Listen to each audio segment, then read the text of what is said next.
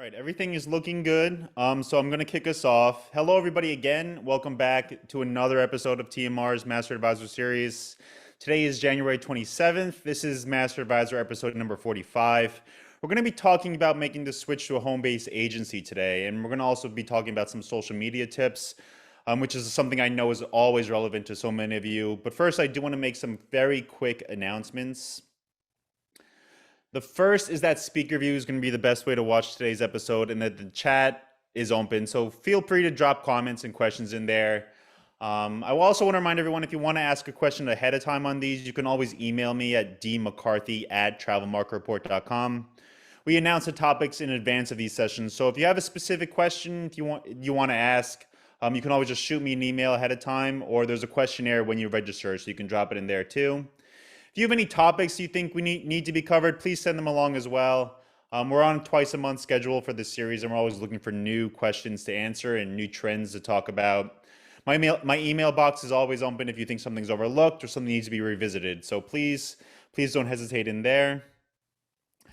Speaking of future sessions, I want to let everyone know we're going to have Joshua Bush here from Avenue 2 Travel to talk about choosing a host or consortia, things you can look for and what to know to find out which group may be the best fit for you. I'm very excited about that. Joshua is a major voice in the industry, and I'm really looking forward to speaking with him then. For everyone who wants to register for that, we're going to drop our registration link in the chat, and then we're going to send it out on email a little later today if you're interested in that. And just one more reminder as well. 2 weeks ago, we were here. We spoke about emotional branding with Alvin Adriano from TravelWise. For anyone who wants to rewatch that session or catch it for the first time, that is available on our training page, on our homepage, and it's also on our YouTube page too. And if you're on that YouTube page, just a quick ask, you can always subscribe or like the videos on there. That helps us out a whole bunch. It lets us keep growing this community and lets us keep engaging with a lot of you. So if you're on there, please don't hesitate to hit that subscribe button and keep coming back. All right. So let's get to the topic of today. I am very happy to introduce today's guest, Shelby Frenette, Digital and Social Marketing Director at Travel Fun Biz. Shelby's here to talk about making the switch to a home-based agency. I'm going to let her give us her complete background, but I want to let you know she's a solo travel expert. She's also an expert in social media, and she's very passionate about the topic we're about to get into. So I want to say welcome, Shelby, and thank you so much for joining us here today. I think you have the mute. It's just on mute. I got it. There you go. Thank you, Daniel. How are you today? It's so great to be here. Thank you so much for having me. Yeah, thank you again. Thank you for joining us. I know we have a lot to get to. I'm very, very excited. But before we get into it, I just want to let you give you a chance to introduce yourself to everyone on the call. Tell us a little bit about your journey in the industry and what your sort of current position entails. Okay, well, welcome everyone. Thanks for joining. I don't know, do any of you remember the TV series The Love Boat? This would be the best way to explain my beginnings in travel. If you do know what I'm talking about, if you're old enough to know The Love Boat, go ahead and just comment so I know who's in there. Yeah, the Love Boat series. If you know the Love Boat series, then you know the cruise director Julia McCoy, and she basically portrayed my real life. I was a cruise director on Princess Cruises for about 8 years. Deputy cruise director, and I did gosh, I always say there was a love connection every episode. From there, I was lead cruise director for one of the largest travel companies in the world that specialized in solo travel. So I got to host thousands and thousands of singles events, meet thousands and thousands of singles, and really see how travel can connect people. And I'm so passionate about that, which led me to be the solo travel expert.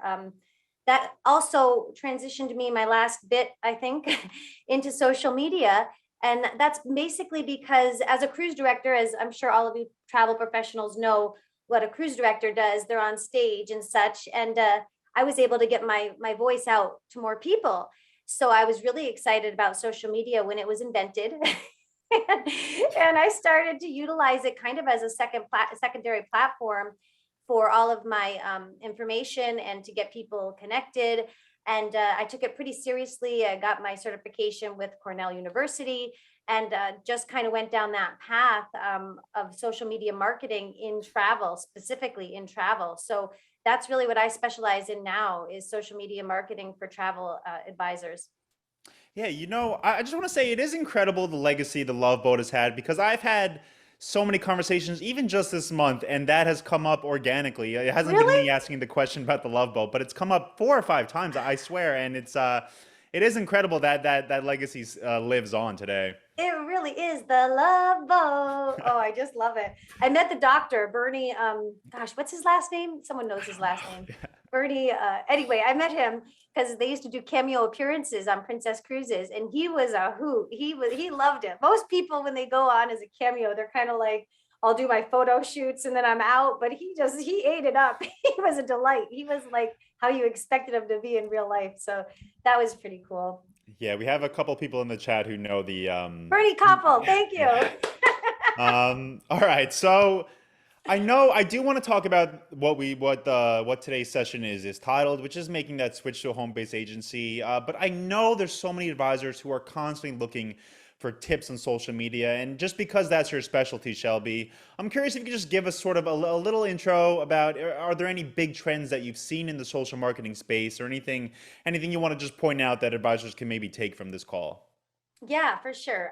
You're welcome always to follow me, first of all, because I always give out pro tips. I really try to give a lot of free advice away at Solo Travel Expert. But I would say the big three, to try to concise, just get my point across quickly so we can move on to other things. Video content is still going to dominate. So it's a plus for us in travel, because we can take video on site and it's really relevant. So video content is still going to dominate. The other thing that I think people don't realize is that the social media customer service is coming from social media a lot. So where we used to be much more comfortable on the phone or on email, our customers are coming from social, and instead of trying to avoid that and try to redirect, it's okay to have those conversations on social and actually get a customer into your pipeline through social media, not bearing any of the specialized PCI compliant information that needs to go other places. But don't be afraid of having real conversations that you were used to having in email, but have them on social. And then the last thing is influencer marketing, and considering yourself an influencer, considering yourself a micro influencer, operating like you are a micro influencer, because you are, to your network, you are the influencer. So don't always have to look up here like, oh, I can't be like them. You just be you, and you share you, and people are going to connect with you. And that's really the basis, is that connection. But social media is really, if you're not utilizing social media for your marketing efforts, you're missing the boat, the love boat. Yeah. Yeah, I know we've done some sessions on social media, and those have always been highly engaged sessions for advisors. So I did want to just ask you that quickly up front, just to sort of set the stage for some people, and hopefully we'll have you back sometime in the future where we can concentrate specifically on social media. But let's talk about the topic of the day, which is going from a brick and mortar to a home-based environment. I know this has been on people's minds since early 2020. Even before that, it was driving a lot of people in the industry and a lot of the advisors considering it. I'm curious from your point of view, Shelby. Why do you think so many advisors and travel agency owners have made the switch? Yeah, so I think most of them simply have made the switch for obvious reasons. Economic, it makes economic sense. It really just does. The transition was the smart transition. If anyone made it and anyone's thinking about making it, it really is an important change, because the foot traffic just isn't what it was before. And then the other obvious thing is that most people aren't needing to physically go anywhere for travel. They're going online for travel anyway. Yeah. So most people, even, it doesn't matter how old they are. Someone will say, oh, my clients are in their 60s. 80% of people in their 60s are on Facebook.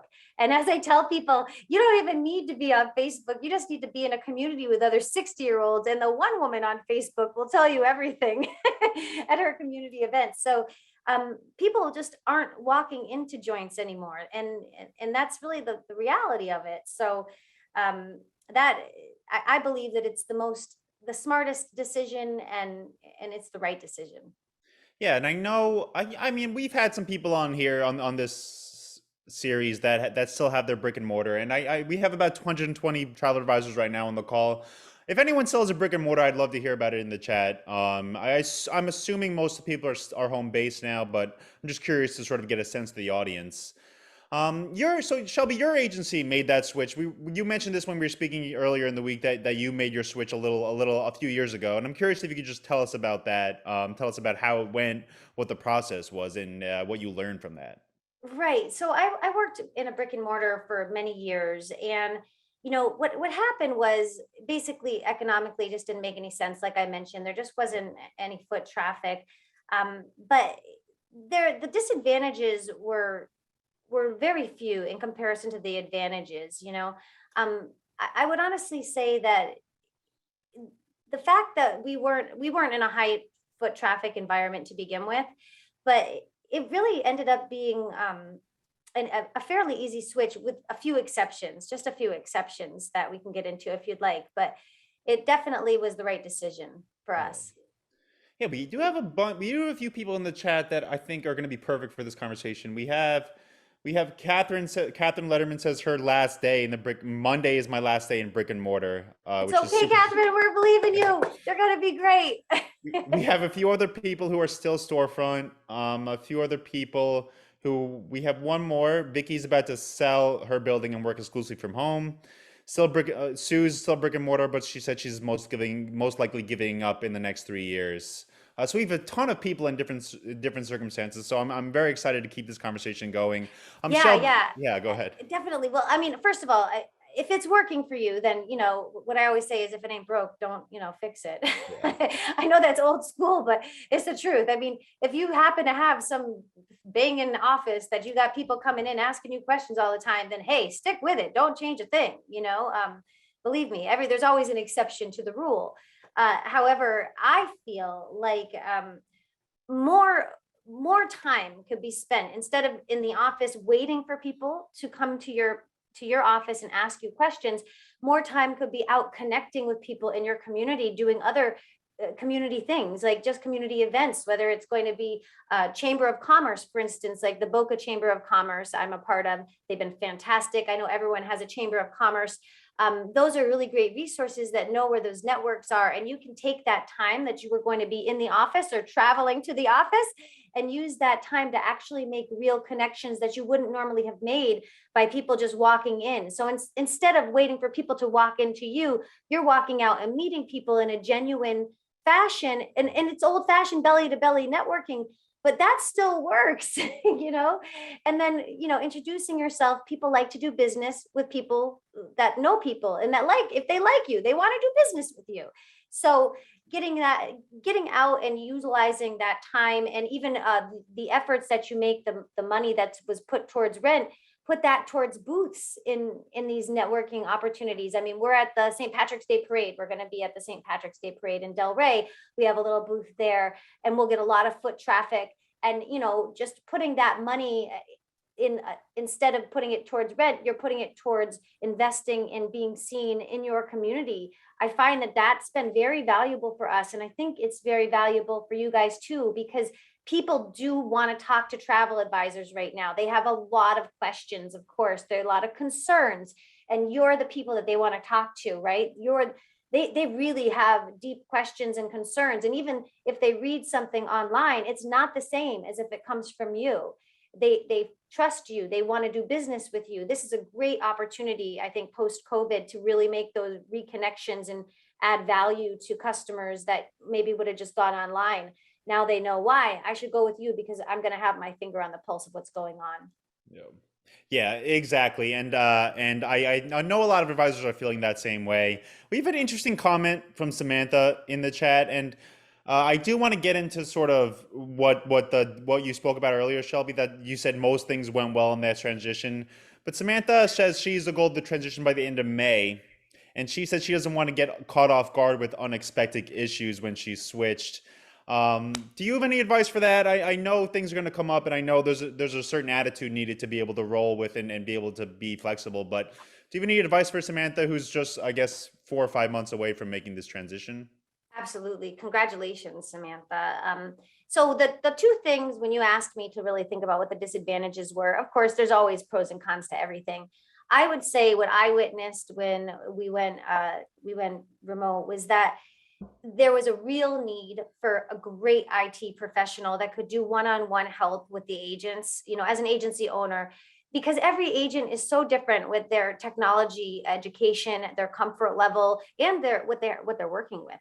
If you're not supplying them with their actual computer and their webcam, etc., they're working with a lot of different equipment. So really homing in and finding an IT professional that can do one-on-one, even virtual one-on-ones, which is absolutely possible these days. You can remote into computers and walk people through connecting their webcam, making sure they can get on Zooms, making sure they're comfortable with the whatever phone systems you have set up that are usually voice over IPs. Most of the people have that kind of phone system, but really making IT your priority and spending a little bit of money into that transition so that your agents are comfortable and can actually work and you're setting them up for success, because it's very intimidating.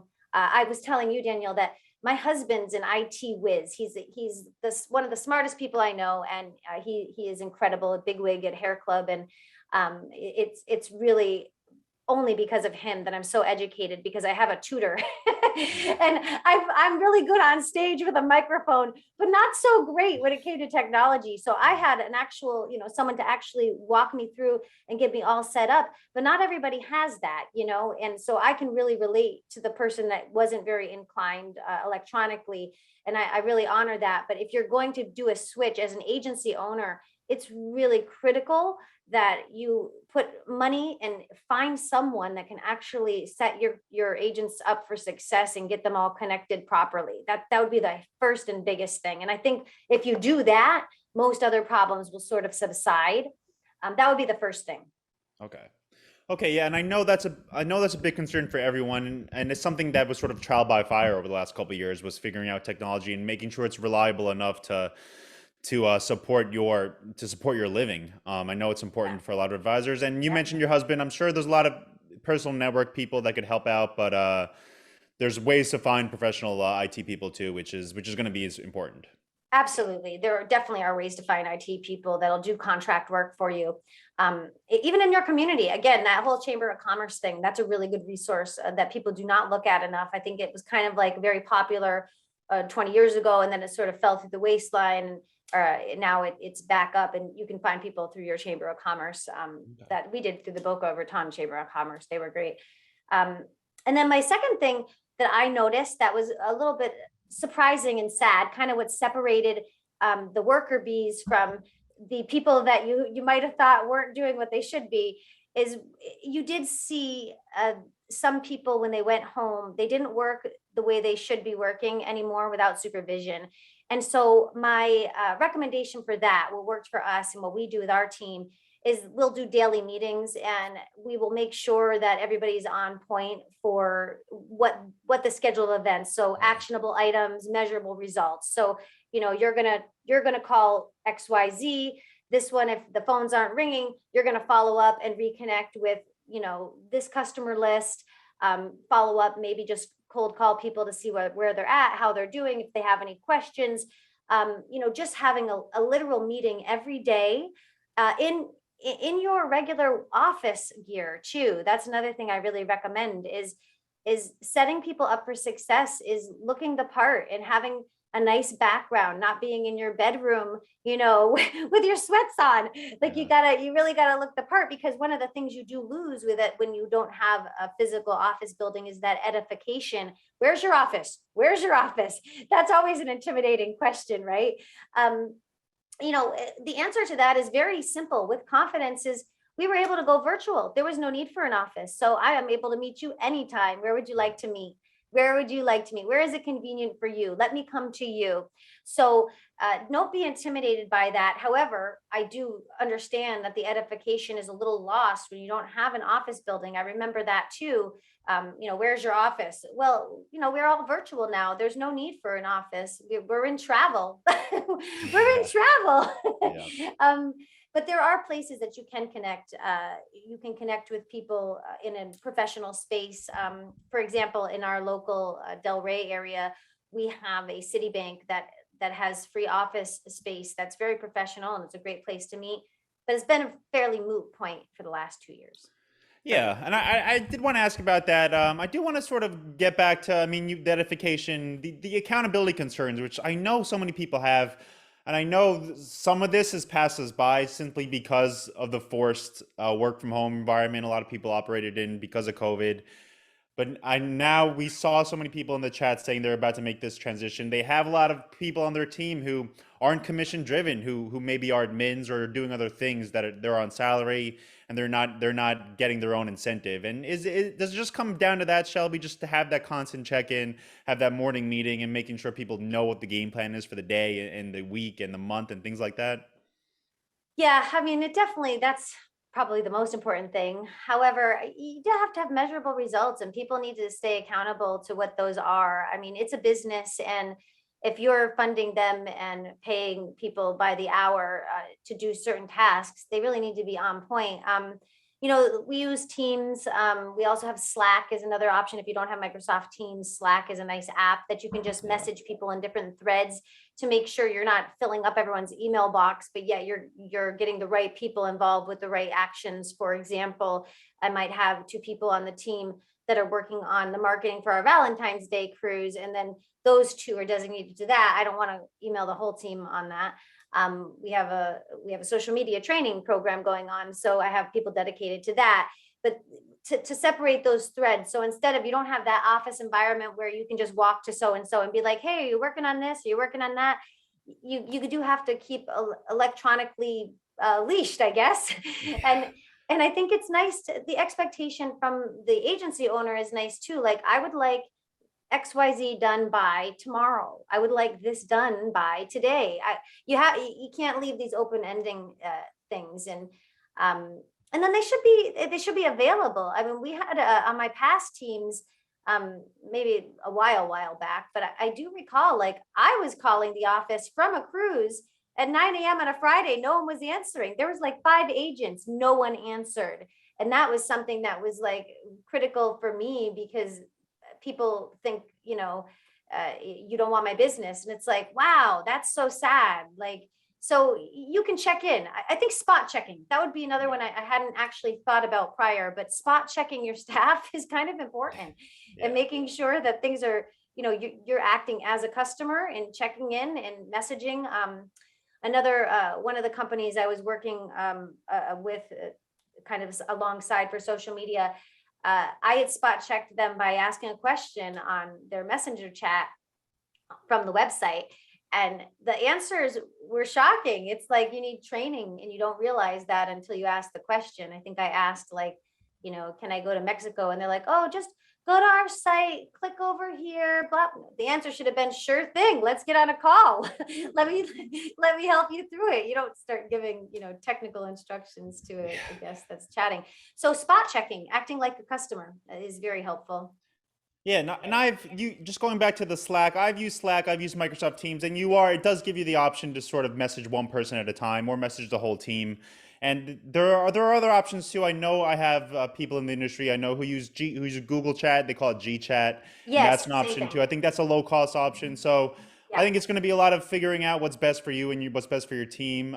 Just because you mentioned what happened, Shelby, I mean, I'm just curious, like, when you and your agency made this switch, how long did it really take to feel super comfortable with everything that was going on when you were fully working from home? That answer, I guess, would be probably 6 months if I look back. That whole transition that I went through. I've been working from home for a long time, especially when I was cruise director, because you're on ships and you're working from the ship all the time too. Which has gotten a lot easier, everybody, because Wi-Fi is getting better on board. It really is. Like, you pay a few bucks, you stream, baby, you can do anything you want. You can work your whole cruise. But I'd say about 6 months is a fair transitional answer for what I experienced when I was going through that. I mean, do you have any advice for people who are making this transition? Some of the agents on the call who said they were going to make this transition, and maybe the 6 month period goes by and they still feel it's not working. Is it just a matter of figuring out maybe a different team? Like, what would Yeah, be your well, advice in that that? Yeah, certainly, I mean, yeah, if it's not working within 6 months, I mean, I was even giving a little bit of, of leeway. I mean, travel's a fast moving sport, you know, yeah, if you just can't hack it, you just can't hack it. It's a very small, you know, there's a very small margin here. So you really can't wait too long. You know, you might have to replace, don't chase, replace, as we say in the okay, single world. Don't chase, replace. But it's, you know, I think that agency owners know their teams. I think that if they have one-on-ones with their team members, if they're trusted, you can get a lot of information from other team members of what's really going on. I think that's something that's a missing link on all corporate levels, is to really actually ask your most productive teammate, what do you think? And like, give them immunity. Be like, it's okay. You can say whatever you say is going to stay here, and really mean that. I mean, be a trustworthy leader, and give them that leeway. But your most, I would say, going to your couple of your most biggest producers and really asking what they think is going on with the team, because quite often the internal structures, the internal you know, personalities and everything, I mean, they know more than you do, because you're on the surface, you're up here at the high level, and you don't remember what it's like to be down in the trenches, right? So it's important to ask, and also give that immunity, though. You have to have that trust, because they won't be honest if they're going to be outed, you know. yeah, yeah. I completely agree too. So we have some great comments in the chat. Again, if anyone has questions specific to what we're talking about, please drop them in there and I'll pass them along. I see a couple of questions that maybe aren't super relevant. If we have time at the end, we'll get to them. We have a lot of people talking about what kind of environment's appropriate to work from home in. Yeah, You mentioned, yeah, I saw that this one. Lori, this is a great point, actually, and I'm sorry if we didn't say it, because it's almost like I feel like that's obvious, but you need a dedicated space. You need an office area. If you don't have the actual room, like, we've basically converted our gym, that we had a gym, into my office, because we have a ability to have all the green screens and the lights, and but I do a lot of Facebook Live. I mean, I'm on video all the time, so I put a lot of effort into that. But we dedicated a space. I couldn't function out in the living area, and then my son, of course, I have a 13-year-old. He's amazing, and he is home now. So I was like, oh gosh, we've got to figure out a room. So we made the gym the office, and that's been working fabulous. As you can see, my view for the gym is great. um, but yeah, it's important. It really is. It's important to have, if you can make it work, that you have a closed door or even a curtain. I really advocate that, because in travel, you know, and I've had to be in the trenches too, because life has, you know, we've had to downsize, and life has changed over the last 2 years. Um, but I really need that focus, because travel is really messy. It really is. There's um, so many different yeah, factors. You don't want to lose your train of thought. So if you can at least have a curtain, or better yet, a door, and absolutely you need a designated office space. You can't just be working from, you know, an area that's not in a professional setting, even ergonomically. I mean, you're there all the time. yeah, yeah. You are there. I completely agree. I had to make a big investment in an office chair, not what I'm sitting in right now, but and that has helped. It's also helped sort of waking up and getting in the chair. You know, I think your mind knows you're about to work here, but you need to stay focused and you need to perform properly. And this is the environment to do it in. I want to ask about the other side of things too, though, because you mentioned the accountability sometimes is an issue with a lot of people going from that office to home. I'm curious if you have any tips for the other end of the spectrum, which is people who maybe when you combined these spaces that are personal and professional, they don't see the boundary anymore, and they might overwork themselves, or they might sort of be doing stuff when there's personal time and things like that. Like, do you have any advice for that, for people who may be worried that that line is getting blended? Yeah, yeah, that's a serious problem over the last 2 years, is that we're all any of us worker bees are working all the time. And, we live in an age where people want answers yesterday. And I get that. And, it's a very competitive environment too. So I honor that as well. All that being said, I think it's paramount importance. If you are a professional, which I know you all are, you wouldn't be on the call.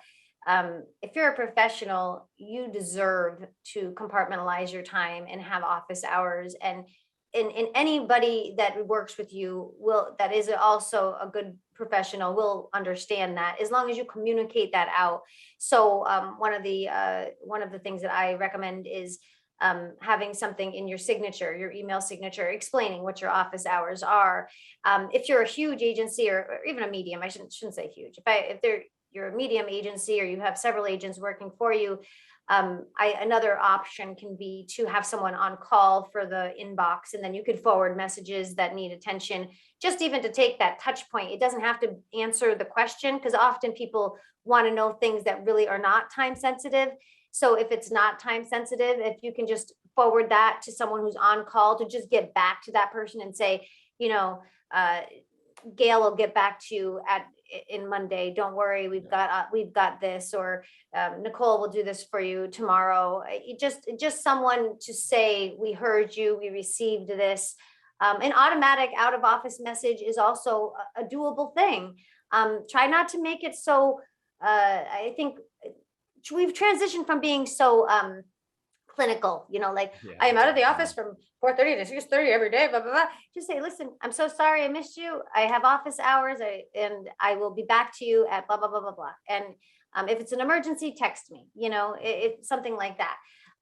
But just so that they know that they aren't forgotten, because people really they are just so instantaneous these days. It is really tough to keep up, but you deserve to compartmentalize your time.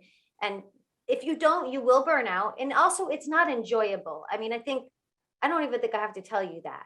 I'm sure you all know, every single, including you, Daniel, know that if you don't give yourself some happy rest time, that's downtime, that's do what I want time, that's not checking my phone time, it's just not enjoyable life. It's really not. It's too much. So, you deserve that. Just communicate it out, I think, is the biggest important factor. Communicate it out. I tell people all the time, I don't work past 7. I just won't. I just won't. Like, you can call me. I will not answer. Like, it's not going to happen, Yeah. One thing I want to mention is a lot of these email systems, we use Outlook with TMR, and Outlook lets you automatically send out of offices for a set time whenever you want. It's once you get used to sort of the intricacies of doing it and figure out how you actually load a out of office message in, it's really easy to do. And it just lets people know that they need an answer. They'll get their answer when you're back in office hours too. Right. And we have a comment from Lori, and she says her telephone system forwards calls to a designated cell phone if people are in a meeting or out of the office too. So you can do this with your phones too. There's just been an incredible flood of technology that has come in over the last 2 years because this has been forced upon everyone. And Yeah. there's so many tools you can use. Yeah, calendar appointments too. That's another one I wanted to mention. I don't know if you guys are using, it's things like Calendly. I do this a lot for people that I think are tire kickers, because our time is so valuable. And Yep.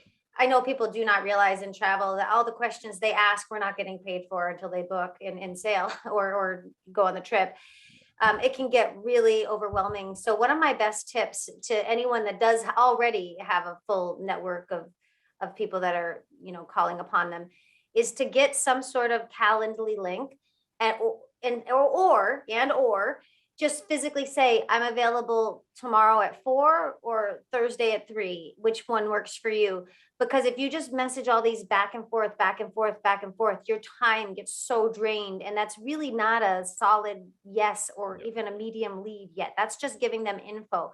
So often what I'll do is, if I find it's a person that I really feel like is going to drain me of a lot of time, I will also give them a Calendly link, because they need to book a spot with me. And that's important. And again, that's protecting your time, because otherwise they'll have us answering questions morning, noon, and night at any hour. It's not intentional, I don't think, for most of them. They don't realize the kind of lifestyle that people in the travel world live. It is a lot. It's constant, and it's constantly changing. So giving them that option of, hey, here's my time, you can hit this one or this one, or here's a calendar link, you can book a slot with me. That way, you know what to expect, and then it's a more meaningful conversation, and then while you're on the phone with them answering that question, you can say, well, what did you want to book? I've got this one, I've got that one. You start to learn more, you start to get really engaged, you start to get to their why, to what they really want. I just had a great conversation with some very good friends I haven't spoken to in years, and after the conversation, I was like, wow, we got to get them booked like yesterday. They're just dying to get on a trip. I didn't realize the urgency, but I wouldn't know the urgency until I had the conversation with them. Yeah. Yeah. I think that those are great points to make. And I know we don't have a ton of time left. We have about a little less than 15 minutes. So please, if there's any more questions, drop them in the chat. Shelby, we had a couple people just asking for your contact or your handles on social if you want to shout Yeah. that out again. Solo Travel Expert. Solo Travel Expert is my handle, and we're with Nest and Travel Savers, and love them. And that was the other thing about the home-based business. When I found out that Nest was a part of this home-based business, I really couldn't have been more pleased with the transition on this. That was really our understanding that we could actually do this in a home-based business environment, to have that support. So that was really great. I think any questions, or I could talk about one example of social that I like to give for Yeah. travel So agents. I saw. So just sorry, Shelby. Just quick. I had a couple people PM me about my email. It's dmccarthy@travelmarketreport.com. So if you need me, you can get me there. Shelby, there's two more things I just want to go over before we have to wrap up today. One of them is what you mentioned with social media, but the other one is because we talked what we spoke about earlier, because this face-to-face time in person at your brick and mortar location might be gone.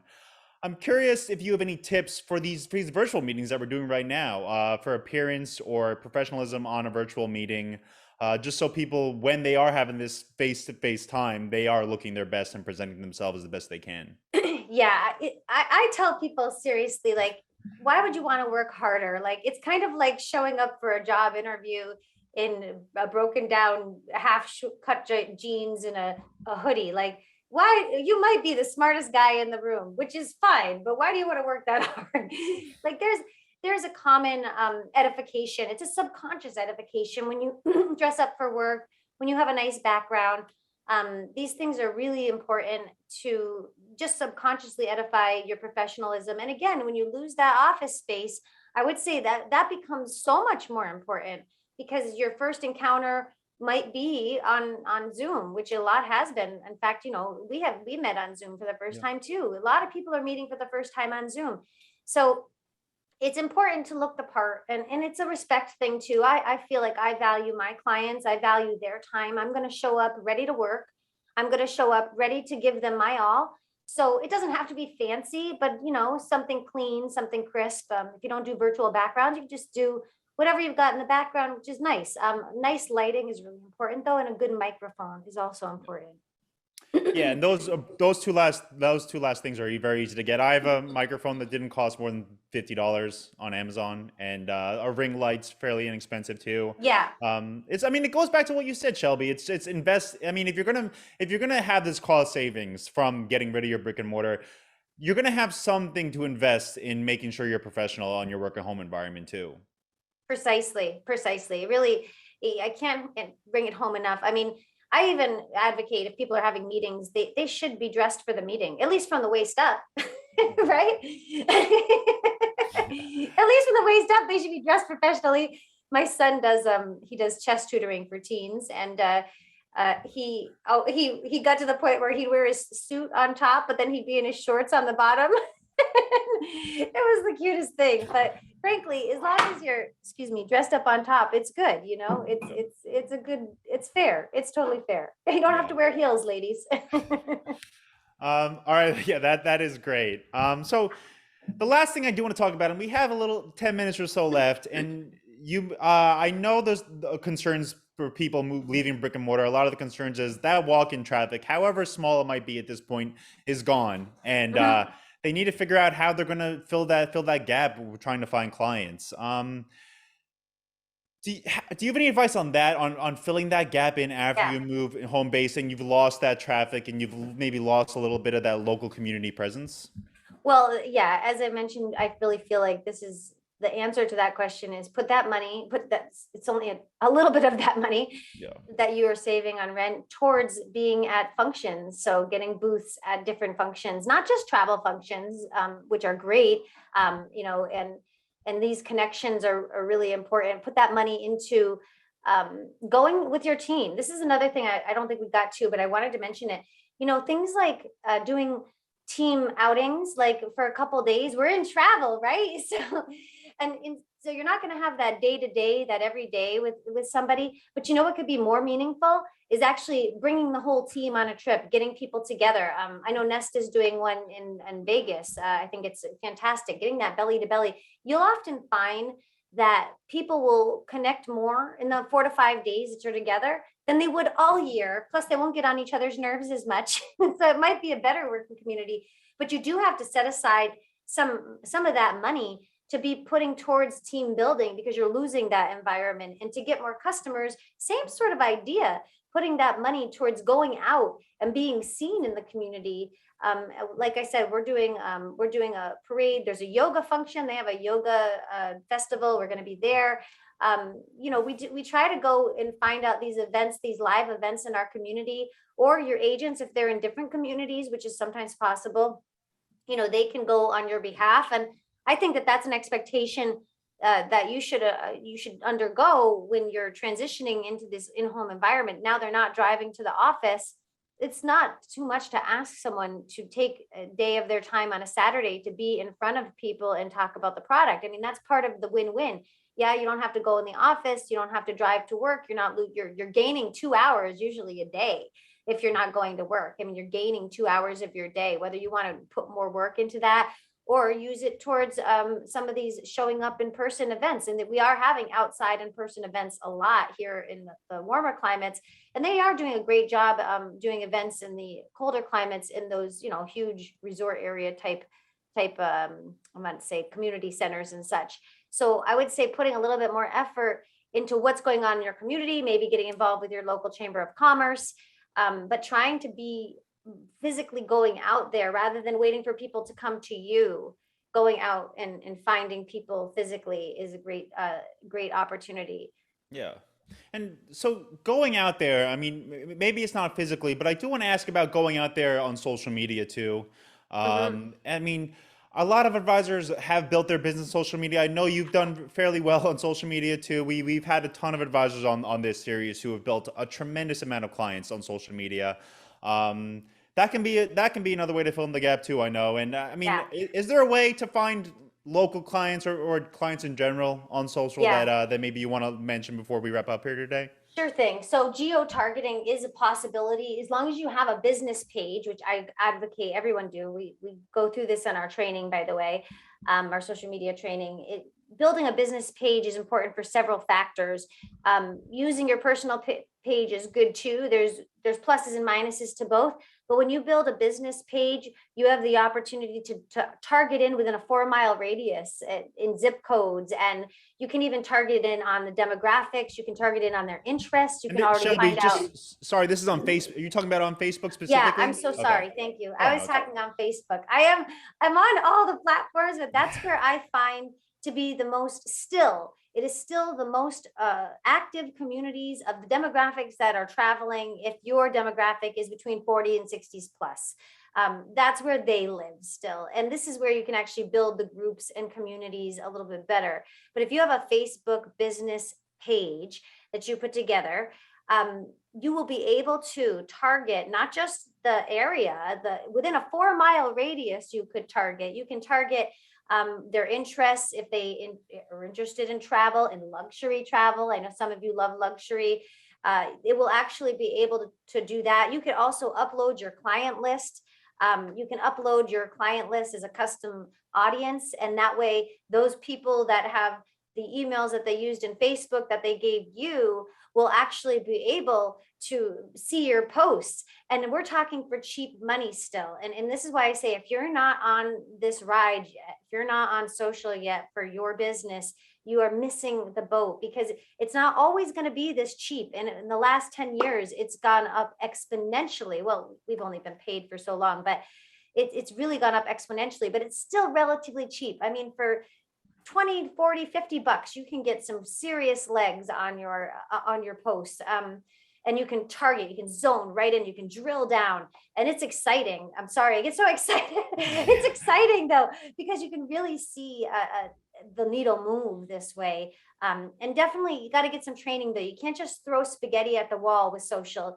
We're far past that. So I do get a little anxious when I go to some of these travel conferences and I hear, oh, blah, blah, blah, TikTok. I'm like, oh my gosh, please stop. TikTok's great. Get on TikTok, but don't confuse these people, because that's not where your money is coming in right now. You want to build an Instagram account? I agree, edify yourself, but that's very hard. It's not the norm. Like right now, this year, and it is fluid, of course, as social's fluid. This year, right this moment, your best case scenario to get people, if your demographic is anywhere between 40s and 60s plus, is Facebook, Facebook, Facebook. Although LinkedIn is a very untapped market that I really do love too. But it's, don't get too distracted. Focus on one, stick with it. And if I was giving any free advice about social, it would be build your business page on Facebook and take a few trainings on how to target your market, how to upload your custom audience, and how to, like you said, get geo target, which is basically zip codes and areas. Yeah, and one thing I do want to mention is we had an advisor on a call a few months ago who mentioned that he's gotten consumers who were searching travel agency near me or travel advisor near me on Google. So make sure you're on Google too. Make sure your results are Oh there. yeah. Yeah, but Shelby, Yeah. you mentioned like every week there seems to be another story or another trend that's saying this is the new hot social media, this is the next Facebook. But Facebook is still the legacy social network, and Facebook still seems to be the most appropriate one for travel advisors to concentrate on. Yeah, and I think really what I like to end with is my most important tips about social is that it's about connection. It is about genuine connection. So, some people do get lucky. You'll always hear the ones that get lucky, kind of like that movie. He's just not that into you. I don't know if you've ever seen that movie, but it's a great movie, and it kind of illustrates a lot of these like exceptions to the rule. I don't like to talk on exceptions to the rule. I like you to make money. And really, the truth of it is, majority of people on Facebook have the opportunity to connect. That's where you have an opportunity to connect, to get to know people. So I like to give this one singles example, I guess, as the solo travel expert. I work with singles a lot. If a guy walks into a crowded bar and he just yells at the top of his lungs, like, I want to date you. Do you want to date me? Do you want to date me? How many dates do you think he's going to get? But if he walks into a bar and he walks up to a few people and says, hey, how'd your day go? What do you do for a living?